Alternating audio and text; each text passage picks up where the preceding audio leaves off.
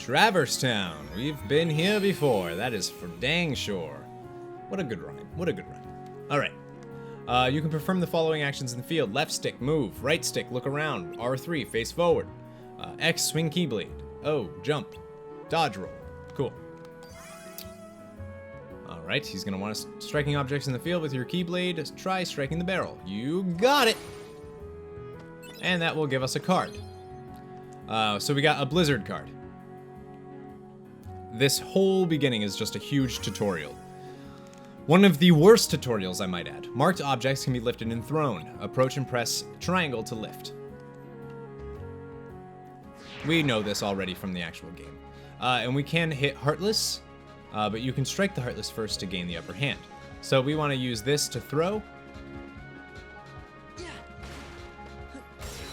And then start the battle with the Heartless. So it stuns, and it will indeed give us the upper hand in this fight.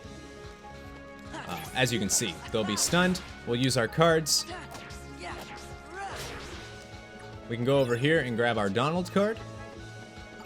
Grab this experience. So experience is actually something that you can pick up now. So we actually want to see if we can use our Donald, or our Goofy card, and summon him into the fight.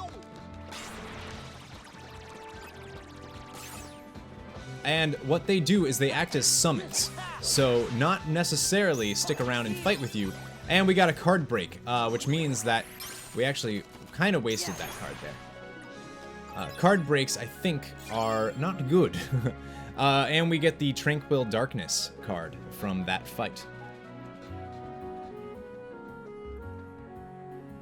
To open doors in the field, press triangle in front of the door. We could do that, but first, we want to check and make sure that all of these are fine. We can break these, and I suggest doing that because it will give us Moogle points, which is stuff that we need. And of course health, but we don't need any health because we're full. But the Moogle points, absolutely stuff that we need. It's basically your currency in the game. As you can see, we can hit this light thing. Light lantern. I can use words. And that gave us another Moogle point. 4 of them, actually. So you want to pay attention to that as you go throughout the game. There's so many. And as you can see, our map in the front kind of shows us where to go. To varying degrees of success. We can, of course, hit these for some Moogle points. There we go. So you don't have to use cards in the field, which is at least nice. And then triangle to open the door, and we'll use to proceed to the next room, you need a map card, which we have. Map cards are used to synthesize new unexplored rooms. First, select the map card you want to use, which will be this one, Moment's Reprieve. The number you see in the middle of the screen is the criterion for opening the door. The criterion displayed now means that the door will open with a value of 1 or greater. You need to pick a card that meets this criterion. Cards have marked values from 0 to 9. 0 cards are special cards which meet most criteria. The card without a marked value is a key card. Key cards are only used at special doors. So we want to just use this one because it has a value of 1, which is exactly what we need to open this door. I think you guys are getting the idea, right? That's pretty much how this game is going to play out, which is so much different than Kingdom Hearts 1. The swirling crystal in front of Sora is called a save point. Stand near it and press triangle to open the save point. Cool. So we can just break these real quick. I don't know if barrels and stuff actually respawn if you leave the room, but that's totally something that we should check out. So this is a new room called Moment's Reprieve, as you can see in the thing. So basically there are no Heartless here. We can get another map card, or another Blizzard card here. So it is, of course, worth hitting everything that you see, especially for more cards. And of course, the cards all have individual values too, which we will get into when the game actually gets into that for us. So we're just gonna go ahead and save. All right, and once we're done with that, we want to continue into the next, and we have to use a card here. The only one that we have that we can technically use is either, I don't think we can use the Key of Beginnings, a room where untold stories unfold. I think we actually have to pick this one right here. I'm pretty sure that doesn't work at all. So we need to use this to open this door. So there will indeed be Heartless in this world. The key to beginnings, I believe, is used for like story worlds. So we can jump up here, and as you can see, so you always want to try to hit the enemy first before you actually get into it. And you'll see that there is a Goofy card laying around. We should actually cast that immediately if we can. And make sure you pick up that experience that's laying around. He's actually going to follow us around. Oh, that did not do anything. Alright. So we got a card break there, and we're using a cure, which I didn't want to do, and we'll just summon that real quick. So as you can see, this game is a little harder just because of the mechanics. But we also got Teeming Darkness, which is going to have a ton of Heartless actually in that world. And as you can see, we can get another card right there, which is another Kingdom Key card, which is our basic attack, so we actually do need those. So I was unable to stun him. We want to try to focus down this soldier if we can, because they just do the most damage. We can, of course, use Donald. And we leveled up. Oh, wasted so many cards. So I gotta figure out the main mechanic for the, this is bad. Okay.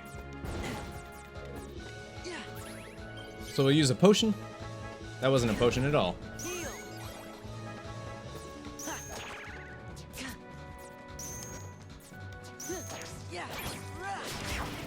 Alright, so we were able to take out 2 there. You want to try to get as many combos as possible, and then you can card break them, obviously, which is something that you need to do, and we'll get Feeble Darkness, which is a -2. Alright, so we leveled up, and this is when it gets a little interesting, because as you level up, you can learn different bonuses. These are pretty essential to the game, and slates tend to be pretty great, but there's nothing wrong with any of these other ones either. Now, it is important that I point out that you don't actually have to pick this slate right now. If you don't, it's every 5 levels after you reach level 2. So if you don't learn it right now, you will have the chance to learn it come your next level up. But we are just going to grab this slate now, learn Sliding Dash. Sliding Dash is actually really good. So you slide toward distant targets for a close range attack. Activation 3 attack cards of the same type. So total value is 10 to 15. Obviously, it shows you right there. So, we want to try to see if we can hit this guy. So we were able to hit him and stun him first before we actually start the battle, which is good. Because it just gives us the upper hand and allows us not to get a card break, because they can break cards if you're of low value. As you can see, our 0 to 1 cards are pretty weak. We actually want to see if we can try to get out of here a little bit. Alright, this is going to be a little more challenging. We want to try to use our cure card, and then let's see if we can use our Donald 4. That's actually the best call that we can make right now. They broke our card. So we need to try to use this without dying.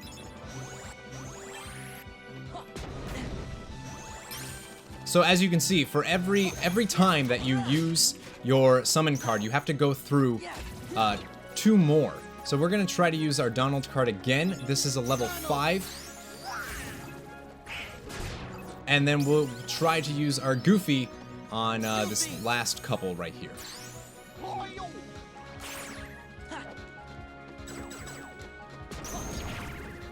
Alright, let's use our cure. And again, so this is so complicated. We have to sit here and charge this. There we go. And we were able to do that and get an Alchemic Waking. So one of the big things with this game is, so now we can choose between bonus number 1 or bonus number 2. I would suggest number 1. More HP is always a good thing. It really doesn't matter how you do it. You do have access to all of those bonuses, just at different levels. That's all you choose. So it's important that we talk about Well, we can't actually. We gotta pick this up and then throw it. What did that do? That didn't do anything. It's important that you kind of try to stay ahead on levels whenever you're playing. Because it is super hard. The combat of this is pretty hard. So, if you're ahead on levels, you're at least giving yourself the power advantage, right? Which is something you tend to absolutely need. As you can see, we were able to take them down without too much trouble. We are going to get a card break, though, as soon as we go to use that. So we need to be able to summon one of these. So we need to get far away, summon, get out of here, and then we can use this again to try to take out as many as possible. This guy's going to probably be able to do a card break, maybe. We can grab a Goofy here and use the level 6 Goofy. Or the card value 6, I should say.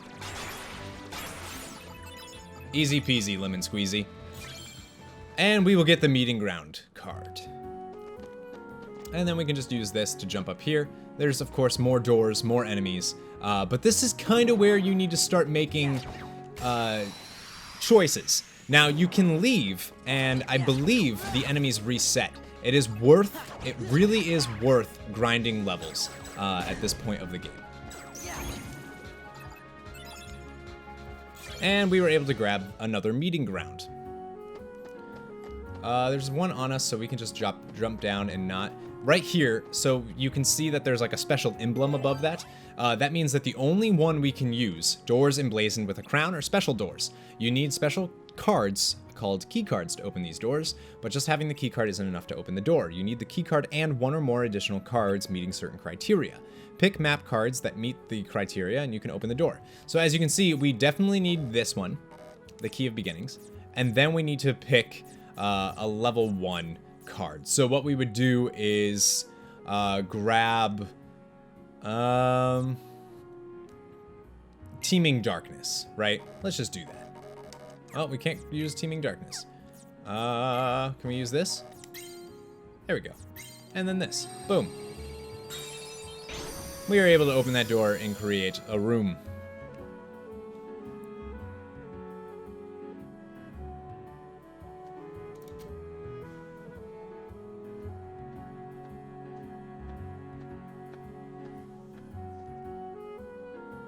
It's worth noting that this isn't technically the best way to go.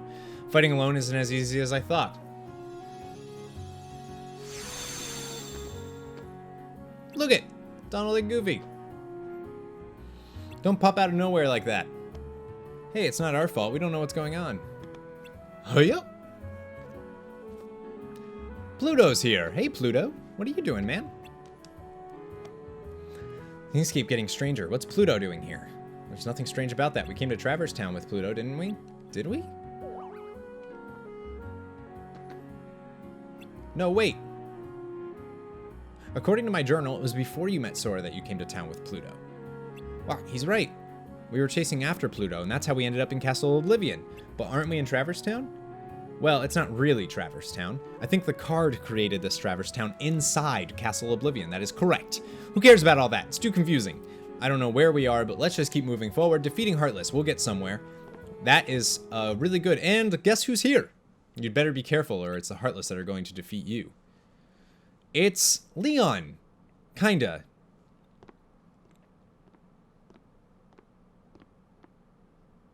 Leon, it's you. What are you doing in Castle Oblivion? Castle Oblivion? What are you talking about? This is Traverse Town. And how do you know my name? Who are you? What? I've never met the likes of you before. Quit playing, Leon. We all fought the Heartless together. You know that. Look, I don't know what you're talking about. I don't even know your names. You don't? Sorry. I can't believe it. How can you have forgotten about us? I feel for you, but you've got the wrong guy. Happens all the time. Don't take it so personally, Sora. He knew his name. You do know his name. Now, hold on. Why do I know your name? You think Leon's just kidding around? If he is, it's not funny. Sora's really upset. Who's kidding around, Goofy? You and Donald are the ones who... Hey. I don't get it. Something's wrong with my memory. What's happening here? I don't know, Leon. Maybe Aerith was onto something after all. It's Yuffie, too!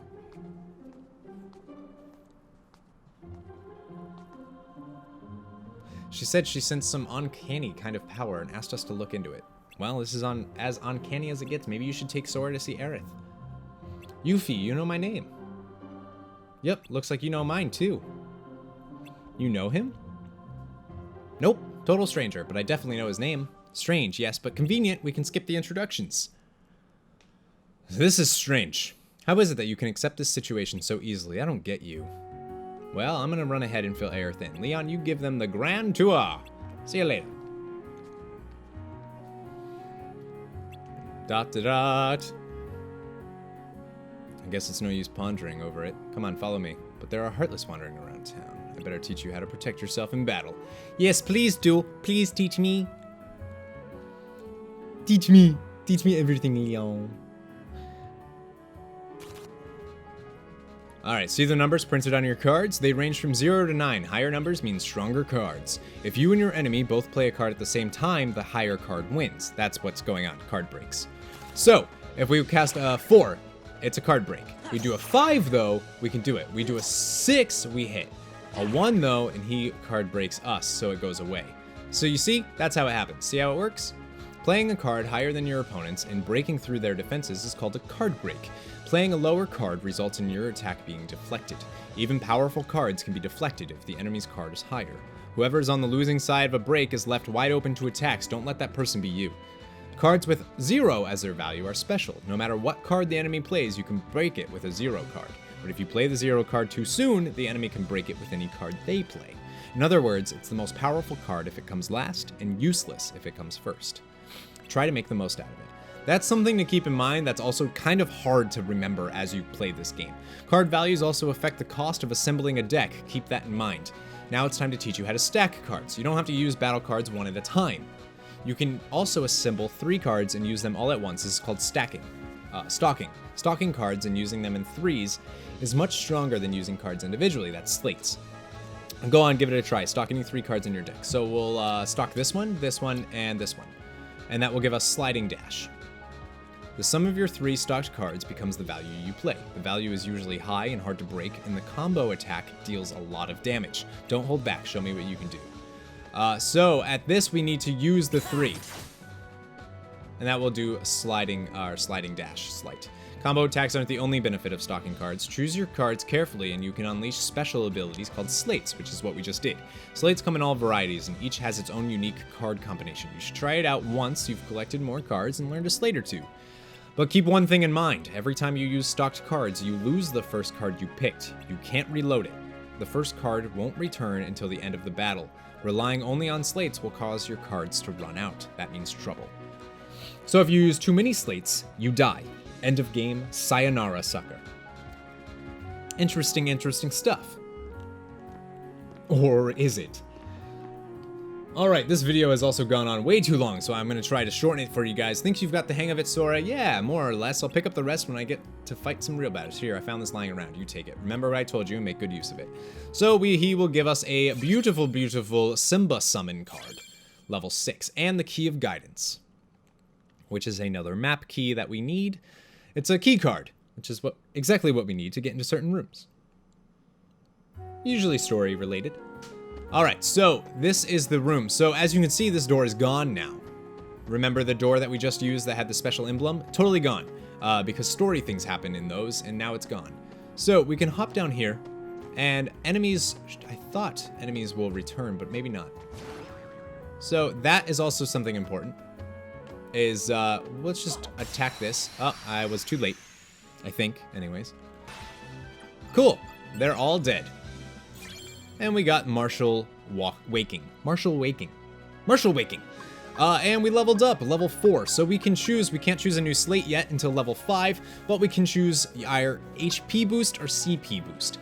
CP is good. It is for your decks and cards and everything. So essentially, that's really great. But because we're playing on hard mode or proud mode, we want as much health as we can. So for every 2 For every 2 health, we'll grab 1 CP. So at this point, we only have 1 health boost. So we're going to do another one. Next time, we're going to get the CP boost, and so on and so forth. You get the idea. All right, so we want to break this. Well,